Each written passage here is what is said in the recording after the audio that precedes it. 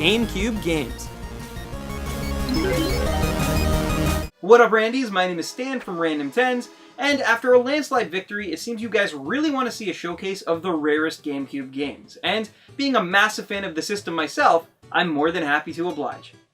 It's crazy to think that the Nintendo GameCube will be 15 years old this November. But with its focus on gameplay rather than graphics, it's no surprise to longtime fans of the console why people are still so in love with the little purple lunchbox all of these years later.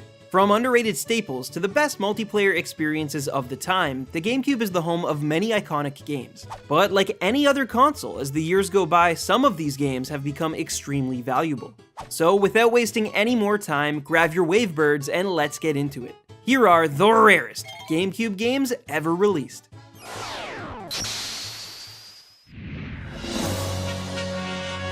Man, Fire Emblem Fates was such a great experience, it probably makes you want to go back and play some of the other games in that series, right? Well, if that's the case, I'd imagine many fans would probably recommend one of Ike's games as a starting point, as they're really strong entries in the franchise. What they may not tell you, however, is that both of these titles now fetch ridiculous amounts of money on the second-hand market. But today, we're specifically looking at Path of Radiance. Now, this game isn't crazy rare like some of the others on this list, but it's still fairly hard to track down for a reasonable price. This is the result of two main things. Firstly, Fire Emblem wasn't very popular back in 2005, and most general audiences wouldn't even know who Ike was until 3 years later due to Brawl, so you can imagine Path of Radiance wasn't exactly plentiful to begin with. But more importantly than that, thanks to some stellar recent entries, Fire Emblem is more popular than it's ever been, and so many folks, including myself, are dying to get our hands on the older games. However, this increase in demand has made Path of Radiance shoot up to over $100 US for North American copies. So no, Path of Radiance certainly isn't the most limited or even rarest GameCube game ever. But if the entire franchise keeps gaining momentum, one day it could be.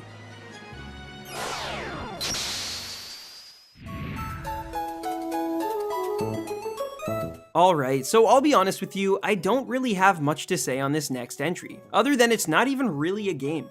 You know how a few years ago Game Freak made Pokemon Bank to basically act as a cloud-based generational storage system? Well, what you may not have known is that back in 2004, they'd already sort of taken that step, but on the GameCube. Pokemon Box was basically Bill's PC the video game, as it let players store up to 1,500 creatures from the third generation of Pokemon games via an included link cable. It's admittedly a weird concept, but in a bid to lure Pokemon collectors, it was as limited as it was odd, only being made available in North America via purchase at the Nintendo World Store, or online in a time when e-commerce still hadn't quite caught on. Either way, this exclusive proto-Pokemon Bank will cost you about $150 US nowadays thanks to the massive Pokemon collecting fanbase, as well as its initial scarcity. Unless, of course, the gameplay is really just that good.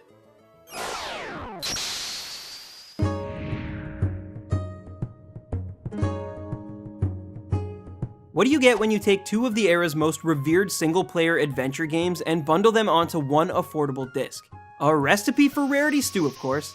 The Metroid Prime Wind Waker combo disc is considered fairly rare by the gaming community, despite both games being made pretty available across a few different releases. The reason behind why this specific compilation game is deemed so coveted by Nintendo collectors is because it was only released once during the 2005 holiday season and quickly sold out due to being such a great deal. If you want the bragging rights of having this specific version of these games, then be prepared to spend upwards of $150 depending on the condition. But honestly, unless you love the hunt for collectibles like myself, I wouldn't recommend paying this sort of money for experiences you can get elsewhere for a fraction of the price.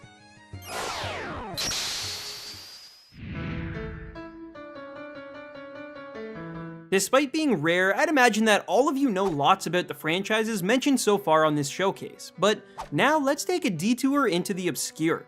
Cubivore was the bizarre localized version of a Japanese action-adventure game known as Animal Leader, and for those who haven't heard of it, just know that it's as weird as it is rare. Cubivore is basically Darwinism the game, as the objective is to mutate over enough lifetimes until your cube is able to destroy the superior killer Cubivore and its cronies.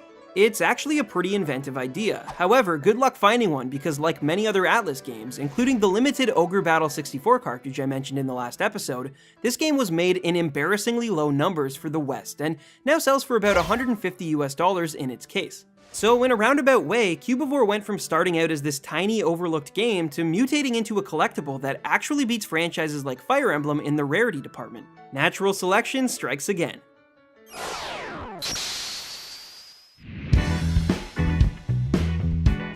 I never thought I'd see the day, but guys, I finally get to talk about a sports game, and in the top spot in a rarity video no less. NCAA College Basketball 2K3 doesn't typically sell for as much as some of the other games on this list, but in terms of rarity on the GameCube, nothing else has it beat.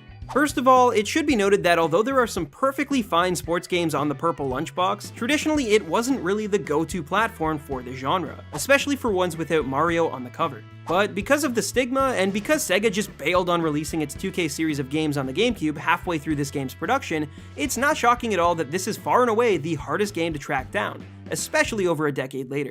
Now, I managed to find a copy online for around $120 US, still with its case and manual, so like I said, it can still be had for a relatively decent price. But due to its controversial history and extremely limited supply in North America, it's universally accepted that NCAA College Basketball 2K3 is the rarest GameCube game ever released. Well, that's all the time we have for this episode of The Rarest, but if you enjoyed this video, why not check out some of the others in this series? My personal favorite GameCube game ever released is definitely Super Smash Bros. Melee, but I'm curious to know what some of your guys are, so let me know in the comment section below. If you've got a friend or a sibling who loves everything GameCube, make sure you share this video with them and see if maybe they even have some of the items featured on this showcase, and as I always say, happy hunting, baby rhinos!